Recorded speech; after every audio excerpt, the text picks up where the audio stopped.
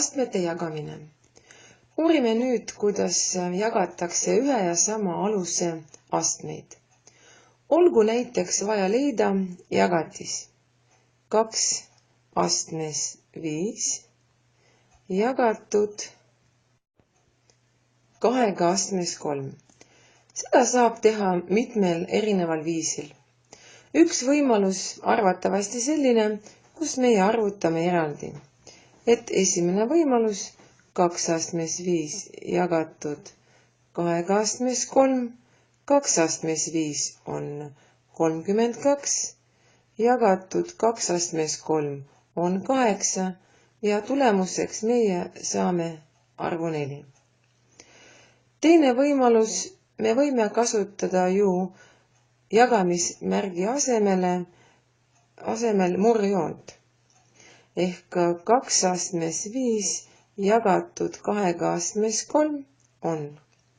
2 astmes 5, kui me kirjutame väga pikalt lahti, on ju 2 korda 2 korda 2 ja nii edasi 5 korda. Et arv 2 oli 5 korda omavahel korrutatud. Sama pilt tekib ka nimetajasse, et see on siis 2 korda 2 korda 2. Nüüd paneme tähele, et tekkis taandamise võimalus, et nüüd 2 ja 2 taandame ära, uuesti taandame. Ja tulemuseks me endiselt saame arvu 4. Tegelikult olemas ka kolmas võimalus, mida arvatavasti juba panime tähele 2 eelmisest. Et 2 astmes 5 jagatud 2 astmes 3 ei ole midagi muud kui 2 astmes 5 miinus 3 võrdub 2 astmes 2 ikkagi 4.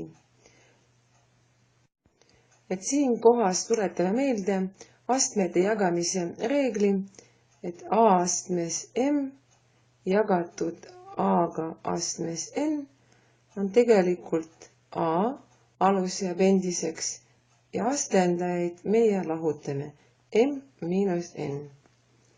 Et see on siis astmete jagamise reegel. Seda reeglit kindlasti otstarbekas kasutada siis, kui tegemist on tähtavaldistega ning vahest, kui tegemist on suurte astendajatega. Vaatame mõningaid näiteid. Näide 1. 5 astmes 98 jagatud 5 astmes 96. Tavalise taskuarvutiga eraldi arvutamine oleks väga tülikas ja arvatavasti ebaõnnestus, võib-olla natuke võimsama arvutiga see kindlasti õnnestuks, aga tegelikult me teame nüüd, et jagamisel meie alus nüüd jääb samaks tingimusel, et loomulikult alused olid võrdsed 5 ja 5 ja astendajaid me lahutame, tuleb siis 5 astmes 2 ehk lihtsalt 25. Et nii kiiresti saime välja arvutada ülesannet, kus on astendajateks väga suured arvud ning ka astme tulemused oleksid väga suured.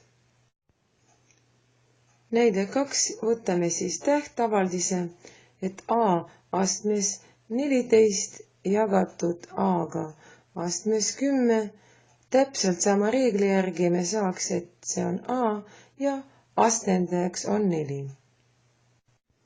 Vaatame veel ühte näidet. X astmes 14 korrutatud x-iga astmes 26 jagatud x-iga astmes 22. Kõige mõistlikum arvatavasti siin kordamööda kasutada astmete korrutamise reeglit lugejas ja seejärel juba astmete jagamise reeglit.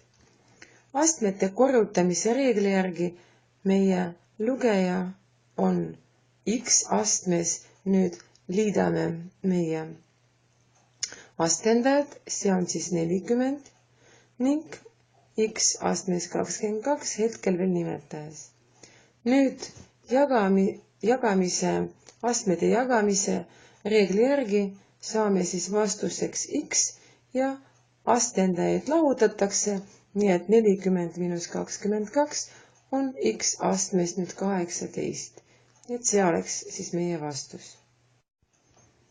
Ja veel üks näide 4, et c astmes m miinus 1 jagatud c-ga astmes m pluss 1.